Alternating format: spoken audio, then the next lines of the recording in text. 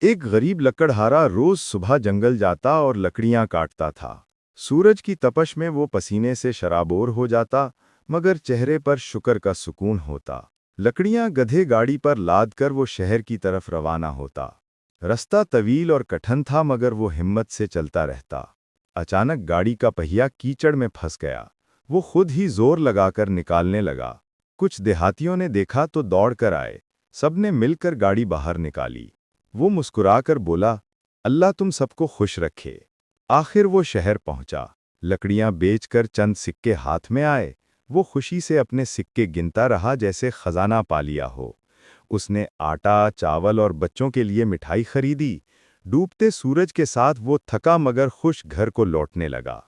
گھر کے دروازے پر پہنچتے ہی بچے دوڑ کر اس سے لپٹ گئے۔ سب نے مل کر سادہ کھانا کھایا مگر دل سکون سے بھرا تھا۔